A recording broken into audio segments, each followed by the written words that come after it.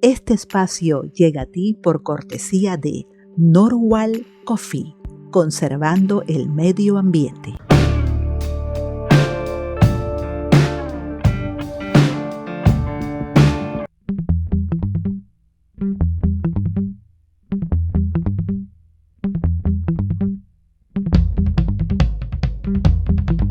Bienvenidos a Reunidos.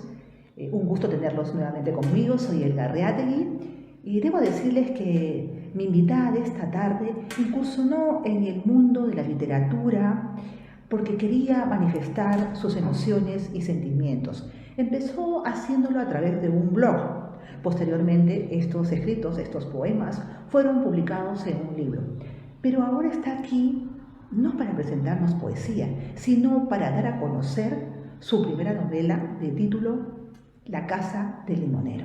Ella es Vicky Blanco. ¿Qué tal, Vicky? Con tantos bemoles de este día.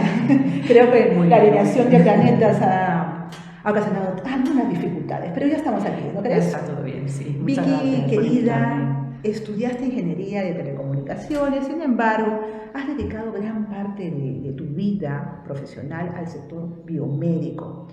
¿Cómo es que te vinculas con la literatura? Quizá tuvo su génesis cuando eras niña o adolescente. Cuéntame un poco de eso. Pues realmente sí y no. Quiero decir, no provengo de una familia de grandes lectores, no vengo de una casa llena de libros y no fue así. Pero sí que es verdad que mi abuelo por parte materna le gustaba mucho contar cuentos y mi madre me contaba muchos cuentos, por transmisión oral, eso sí. Y un día, estando en el colegio, vino un autor a darnos a conocer su libro, que era El Misterio Velázquez. Me llamó la atención el misterio. Es un género que siempre me ha llamado la atención y desde ese momento, vaya. Y bueno, a partir de ahí leí la novela, me encantó y empecé a leer sin parar.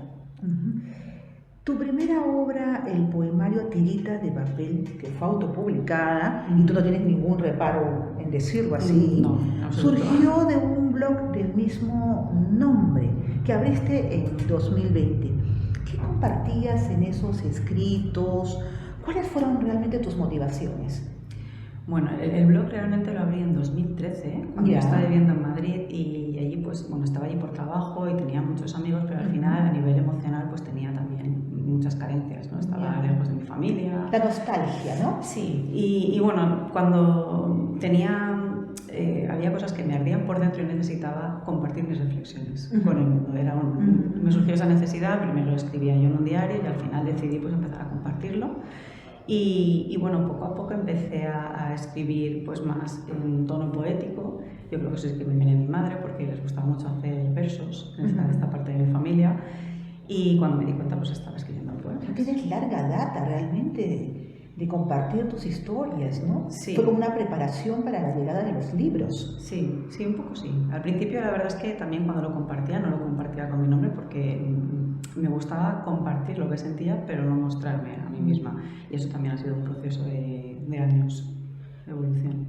Es cierto que sí, como has dicho, compartías tus sentimientos, tus emociones, pero escogiste de una u otra manera la poesía como un vehículo de comunicación, ¿no? Para transmitir esto que sentías. Sí, pero no fue algo premeditado, eso que te comentaba, fue de forma un poco natural. Cuando me di cuenta estaba haciendo versos y al final cuando hice los poemas realmente ya no eran rimados.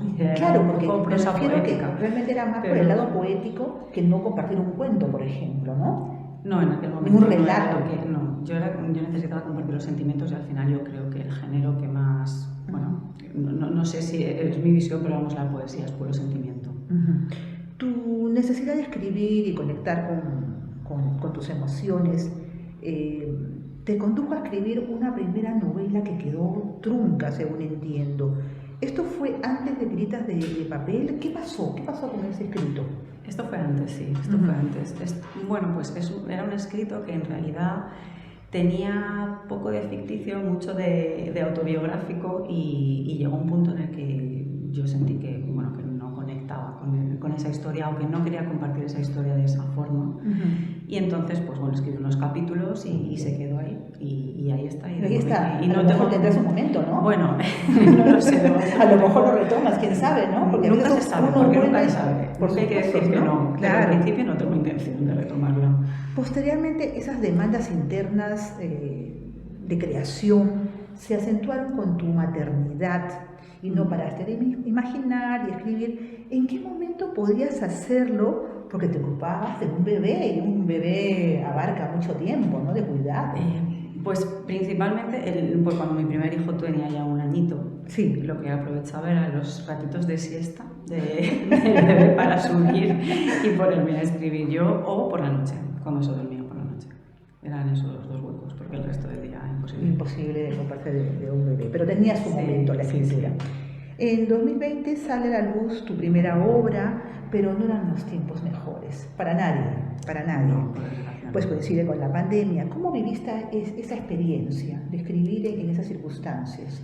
Pues, bueno, escribir, claro, lo escribí antes, pero el lanzamiento... De lanzarlo, que fue dificultoso. Sí, claro, fue dificultoso, sí, porque, a ver, el lanzamiento lo hice, yo con toda la ilusión del mundo, claro. Había en ese momento, pues, bueno, yo había hecho... ¿Hubo una primera presentación?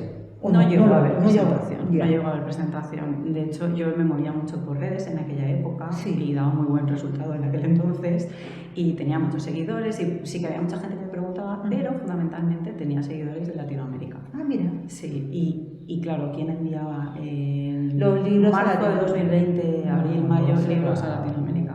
Entonces, claro, que yo poco a poco, pues bueno, sí, los que llegué a enviar fueron a España, pero allí no. Y la mayor parte de gente que me leía y que le interesaba tu obra no le pude llegar. Entonces, bueno, fue una experiencia un poco agridulce, pero bueno, me sigo quedando con lo bueno, fue bonito. Pero te diste cuenta que tu historia calaba, que sí, porque había gente que desde otra punta del mundo te estaba preguntando cómo podía adquirir tu libro y leerte, y entonces eso es muy bonito. Sí, muy gratificante y anima muchísimo. Sí. Sé que cuando te decides a ejercer un oficio, no concibes llevarlo a cabo sin la debida preparación. Sí. Por eso tienes un máster en creación literaria y narrativa, cursaste estudios. ¿Esto fue antes de publicar Tiritas de Papel o cómo se dio esto? No, yo escribí Tiritas de Papel, autopubliqué y después pues empecé a tener me empezó a picar el gusanillo de la narrativa. Me empecé a escribir una historia y entonces empecé, aprovechando la pandemia, a hacer cursos online sobre escritura. Y bueno, empecé con otros cursos y al final acabé con el tiempo haciendo este máster que también era online. Y bueno, fue así, porque antes de empezar a escribir una novela yo quería saber cómo tenía que hacerlo. Porque sigo siendo un poco ingeniera para estas cosas, entonces... en todo terreno, en todo aspecto. Según entiendo, tu segunda obra, La Casa del Limonero, nace al menos se concibe la idea en la época del confinamiento también, ¿no? Sí, tiene sus primeros... Sí. Y la concluyes en 2023, porque sales embarazada por segunda vez. Sí, ¿no? Paro porque me quedo embarazada, sí. ¿Hubo alguna diferencia sustancial en el proceso creativo entre una y otra obra? No solamente por las circunstancias, sino... No, totalmente, porque Tiritas de Papel al final era yo y mis emociones y el papel. Y era pues abrirme en canal con todos mis sentimientos y plasmarlos en letras, pero La Casa del Limonero pues al final es una novela y aunque tiene pues una parte también que me toca mucho emocionalmente, pues necesita hacer mucha investigación y es un proceso muy diferente, muy distinto. Sí, lo has dicho, La Casa del Limonero tiene un componente autobiográfico, porque parte, de hecho, ocurrió en tu familia, ¿no? Pero luego ficcionas todo eso. ¿Qué nos puedes contar de esta obra? A ver, lo cierto es que, bueno, mi bisabuela murió en el manicomio de Jesús y mi familia no se conocía su historia. Mi madre siempre me decía que su abuela había muerto allí, pero no sabía decirme por qué, ni sabía decirme dónde estaba enterrada, ni nada, ¿no? Entonces eso a mí me quemaba un poco por dentro, porque decía, pero ¿por qué nadie habla de esta mujer? ¿Por qué ni sus primos, ni nadie? O sea, no sabían nada. Y eso es lo que hizo que, pues bueno, como digo, incluso la novela, que es lo que plantó en mí la semilla para que germinase esta obra, ¿no? Fue lo que hizo que me decidiera escribir sobre este tema. Y en honor a mi bisabuela María, es que se llama María una de las protagonistas, que es la que se ingresaba en un manicomio y posteriormente trasladada a un hospital psiquiátrico. Las enfermedades mentales siguen siendo un tabú en nuestras sociedades, Vicky. ¿Tú crees que se ha avanzado muy poco en darle visibilidad? ¿Sigue siendo como antaño? A ver, yo creo que no es que sea como antaño, pero que estamos en el buen camino, pero que todavía, falta mucho. Todavía falta mucho, porque, y bueno, yo creo que gran parte de la población hoy en día ha tenido en algún momento algún tipo de trastorno de ansiedad o de depresión, etcétera. Y bueno, yo de hecho he pasado por ahí y cuesta mucho reconocer la necesidad de ayuda cuando estás en un proceso así, y cuesta mucho tratar también con una persona que tiene un problema, sí. Porque al final no es algo visible, no es como cuando a alguien se rompe un hueso y lleva una escayola y sabes que esa persona necesita ayuda. Y además que cuando una persona tiene un problema de salud mental, su manera de actuar puede resultar incómoda para los demás o incluso ofensiva, porque a veces pues no reaccionas de la manera que deberías, pues porque tienes más ansiedad de la que toca. Y esto estoy hablando de problemas de salud mental, que normalmente son pasajeros. Sí, sí. Ya no hablo de los graves, que eso ya pues... Entonces yo creo que bueno, que poco a poco le estamos dando cada vez más visibilidad entre todos y que estamos pues, trabajando en la línea que toca, pero que todavía falta mucho por hacer. Sí. También has dicho que mientras desarrollabas la historia, en paralelo ibas sanando, porque podías hallar, o al menos ensayar respuestas, ¿no? ¿Crees en la escritura como un método terapéutico? Totalmente. O sea, para mí la escritura es una manera de sanar. Desde que abrí el blog, y para mí el hecho de volcar mis reflexiones o mis inquietudes ahí me hacía liberarme y estar mucho más en paz conmigo misma. Después con tiritas de papel fue una manera de curar heridas, pues en ese momento más bien de desamor, que necesitaba sanar del pasado. Y bueno, con la Casa del Limonero para mí ha sido una manera un poco de sanar mi historia familiar, y no solo mi historia familiar, sino también de dar voz a todas esas mujeres que en un momento dado de la historia sufrieron un trato injusto por parte de la sociedad, que sí, que en aquel momento probablemente no se sabía hacer mejor. Claro, en muchos casos, también, ¿no? Pero no quita que esas personas pasasen por ese sufrimiento. Y entonces yo, de hecho, la siguiente novela ya tengo la temática elegida, y para mí también es con la intención de sanar pues heridas no solo mías personales, pero sino también de la sociedad. Del resto, de ayudar, ¿no? Sí. A Vicky Pan le gusta la naturaleza, especialmente la montaña. ¿Qué encuentras en ella? Paz y calma. Es energía, no sé, alegría. Me encuentro todo. Para mí la naturaleza es como conectar conmigo misma, ¿no? Conectar con el alma, diría yo. E imagino que también puedes encontrar ideas, inspiraciones, ¿no?